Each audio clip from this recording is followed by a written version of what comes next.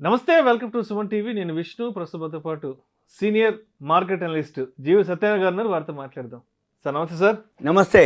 సత్యనారాయణ గారు, మొత్తానికి 2 సంవత్సరాల తర్వాత ఎల్ఐసికి పట్టిన గ్రహణాలన్నీ వీడిపోయినట్టున్నాయి, అంటే స్టాక్ సంబంధించి. అవును. ఎందుకంటే లిస్టింగ్కి ఆల్మోస్ట్ 940 ఆ ప్రైస్లో లిస్టింగ్ వచ్చింది 2022 మే ఆ టైంలో. అండ్ అక్కడి నుంచి లోయెస్ట్ ఆల్మోస్ట్ ఒక 500 చేంజ్ కి లోయెస్ట్ వెళ్ళిపోయింది. అండ్ తర్వాత ఈ మధ్య 1175 పీక్ హైయెస్ట్ కి వెళ్ళింది. ప్రస్తుతానికి ఒక 1030 1040 ఆ ప్రైస్ లో ట్రేడ్ అవుతుంది. అండ్ అది కూడా కాకుండా ఎల్ఐసికి ఇన్కమ్ ట్యాక్స్ నుంచి ఒక గుడ్ న్యూస్ కూడా వచ్చిందని విన్నాము.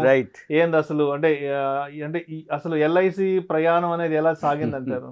తాకట్టులో ఉన్న బంగారాన్ని విడిపించి ఆ రోజు ఆన్లైన్ రేటుకే మేము కొంటాం. Sharma gold company. ఎల్ఐసి గురించి ఎక్కువ మనం ఎంత చెప్పినా తక్కువే. ఎందుకోసం అంటే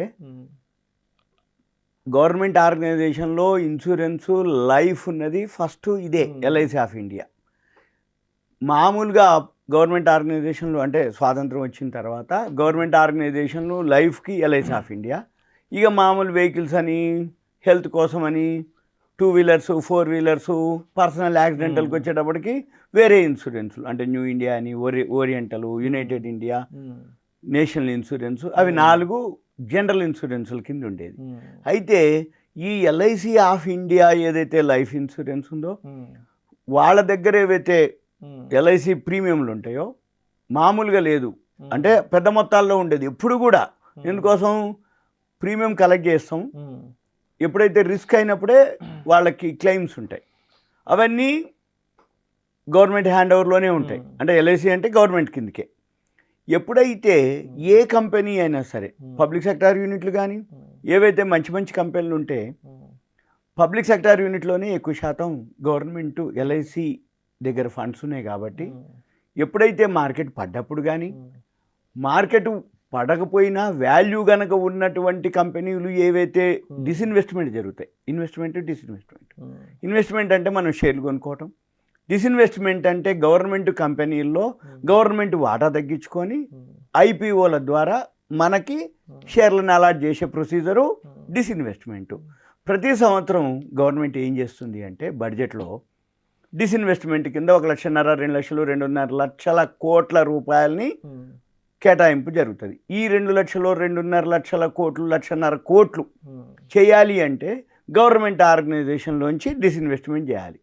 ఎప్పుడైతే ఈ గవర్నమెంట్ ఆర్గనైజేషన్ డిస్ఇన్వెస్ట్మెంట్ చేస్తాయో మార్కెట్ ఫాల్ అయినప్పుడు ఇచ్చిన ప్రైస్ కంటే తక్కువ కావటం, ఏది ఇష్యూ ప్రైస్ కంటే, లేదు గవర్నమెంట్ షేర్లు అన్నీ పడిపోవటం, అప్పుడు గవర్నమెంట్ ఏం చెప్తుంది అంటే, బాబు ఎల్ఐసి నీ దగ్గర ఫండ్స్ ఉన్నాయి కాబట్టి నువ్వు ఆ షేర్లని బై చెయ్యి, నీ దగ్గర ఉన్న పైసలు పెట్టి అని బై చేపిస్తుంది.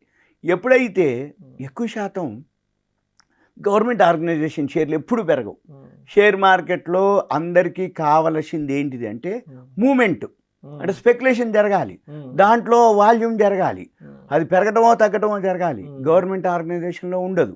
గవర్నమెంట్ ఆర్గనైజేషన్లో గవర్నమెంట్ వాటానే మేజర్ ఉంటుంది కాబట్టి ఈ స్పెక్యులేషన్స్ జరగవు. కాబట్టి ఆ షేర్లు వాల్యూ ఉన్నా కానీ మూమెంట్ కానీ పెరగటం కానీ పెద్దగా ఉండదు. ఎప్పుడైతే ఇప్పుడు మనం డిస్కస్ చేస్తున్న ఎల్ఐసి ఉందో ఒక 1 ఇయర్ నుంచి, ఇప్పుడు ఎల్ఐసి ఆఫ్ ఇండియా ఏదైతే public issue 949 nearly 2 years back వచ్చింది. 1 ఇయర్ బ్యాక్ 539కి లో కూడా వచ్చింది. ఎందుకు వచ్చింది 539 కంటే? ఈ గవర్నమెంట్ ఆర్గనైజేషన్లో ఈ ఎల్ఐసి ఆఫ్ ఇండియా ఉన్న పైసలన్నీ తీసుకుపోయి పెట్టుబడి పెడితే ఆ షేర్లు పెరగట్లేదు కాబట్టి ఎల్ఐసి షేర్ కూడా పెరగదు. ఒకటి. నెంబర్ 2, ఎల్ఐసి కూడా 949కి ఏదో ఐపీఓకి వచ్చారు 2 ఇయర్స్ నియర్లీ. ఈ ఐపీఓకి ఏదైతే 949కి వచ్చిండ్రో అప్పటి నుంచి అంటే అది ఓవర్ వాల్యూ, అంటే ఎక్స్ట్రా ప్రీమియం తీసుకొని వచ్చింది అనేది ఒక రూమర్ ఉంది. దాన్ని ఏం చేసారు, కంటిన్యూగా సెల్లింగ్ చేసుకుంటూ వచ్చారు. వచ్చి 539 వరకు కిందికి బాటంకి వచ్చింది. అది నియర్లీ 1 ఇయర్ బ్యాక్. ఈ 1 ఇయర్ బ్యాక్ 539కి వచ్చిన తర్వాత ఎప్పుడైతే గవర్నమెంట్ షేర్లు అన్నీ పెరగటం మొదలు పెట్టినాయో, ఏది రైల్వే స్టాక్స్ అనుకోండి, పిఎస్సి మొత్తం గవర్నమెంట్ షేర్లు అంటే బ్యాంకులు అనుకోండి, గవర్నమెంట్ రైల్వే స్టాక్స్ అనుకోండి, ఎనర్జీ స్టాక్స్, పవర్ స్టాక్స్ అనుకోండి, గవర్నమెంట్ సెక్టార్ స్టాక్స్ అన్నీ కూడా 1 ఇయర్ నుంచి పెరగటం మొదలుపెట్టింది. ఎప్పుడైతే 1 ఇయర్ నుంచి పెరగటం మొదలుపెట్టిందో ఆ కంపెనీల్లో ఎవరు ఎక్కువ పెట్టుబడి పెట్టింది ఎవరయ్యా? ఎల్ఐసి ఆఫ్ ఇండియా పైసలే ఉన్నాయి అక్కడ. అందులో అంటే ఎల్ఐసి వాటాలు ఉన్నాయి వాళ్ళవి. అంటే ఆ కంపెనీల్లో గవర్నమెంట్ షేర్ గవర్నమెంట్దే, గవర్నమెంట్ వాటా గవర్నమెంట్దే. కానీ ఎల్ఐసి దగ్గర ఉన్న పెట్టుబడితోటి ఎల్ఐసి ఆ కంపెనీల్లో పెట్టుబడి పెట్టి షేర్లు కొన్నది కాబట్టి ఆ షేర్లు ఎప్పుడైతే పెరిగిందో ఎల్ఐసికి లాభం వస్తుంది కదా ఇండైరెక్ట్గా. అందుకని ఎల్ఐసి షేరు పెరగడం మొదలుపెట్టింది ఒక రీజన్. ఇక రెండో రీజన్ ఏంటిది? ఇప్పుడు 1175 దాకా పోయింది.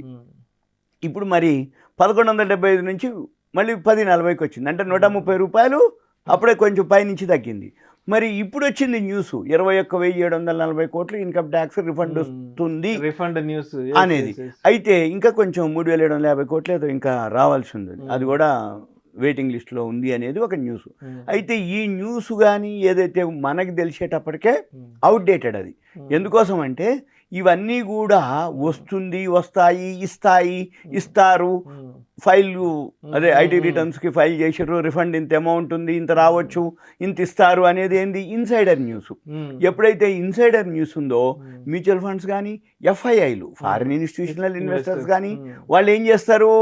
ముందే ఆ షేర్ని కొనుక్కుంటారు. కొనుక్కొని ఈ అనౌన్స్మెంట్, ఈ న్యూస్ ఏదైతే రాగానే వాళ్ళు ఏం చేస్తారు? తక్కువలో కొనుక్కోరు కదా, వాళ్ళు అమ్ముతారు. అది ఫాలో అవ్వటం జరుగుతుంది. జనరల్గా ఇప్పుడు ఎల్ఐసి ఎందుకు లాభం అయ్యే బెనిఫిట్? ఒకటో పబ్లిక్ సెక్టార్ యూనిట్లు అన్ని షేర్లు పెరగటం ఒక రీజను. నెంబర్ 2 ఎల్ఐసి ఏదైతే బాటంకి వచ్చిందో ఈ second quarter, third quarter results ఉంటాయి. ఏది మామూలుగా ఈ రిజల్ట్స్ చాలా బాగా వచ్చినాయి. ఏది సెకండ్ క్వార్టర్ కానీ థర్డ్ క్వార్టర్ కానీ 1000 కోట్లు పెరిగినాయి అనమాట. ఎందుకు పెరిగింది అంటే ఎల్ఐసి ఈ పాలసీ ప్రీమియం ఉంటుంది కదా, ఈ పాలసీ ప్రీమియం ఇంక్రీజ్ చేయడం జరిగింది.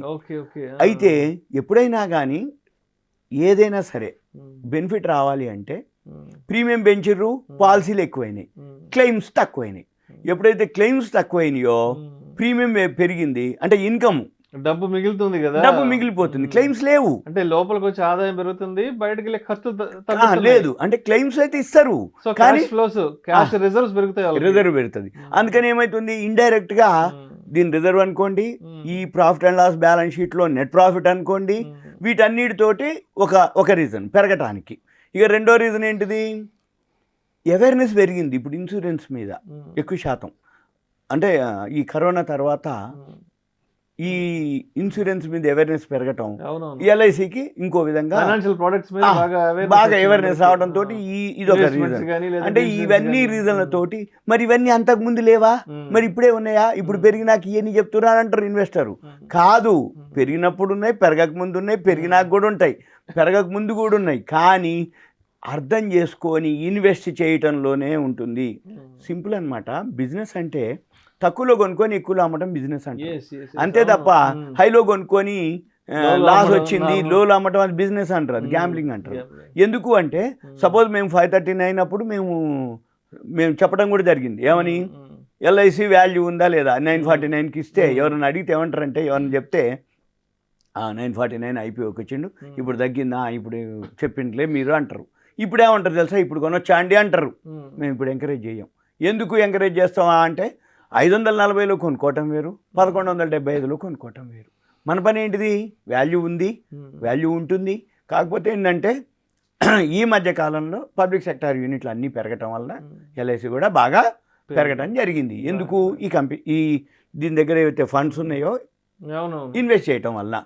రెండోది ఇన్కమ్ ట్యాక్స్ రిఫండ్.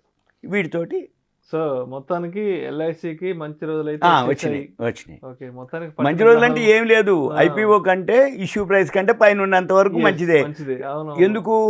అప్పట్లో ఎల్ఐసి ఏజెంట్లు, డెవలప్మెంట్ ఆఫీసర్లు, బ్రాంచ్ మేనేజర్లు ఎల్ఐసి టార్గెట్ కోసం అని ఏపిచ్చి వాళ్ళందరూ కూడా ఒక విధమైన అమ్మయ్య ఇప్పుడు నీ పైసలు నీకు వచ్చినాయి కదా, వడ్డీ మందం వచ్చింది కదా, పెరిగింది కదా, నష్టం లేదు కదా అంటే కొంచెం ఒక అవునవును. ఫీల్ ఫ్రీ అనమాట.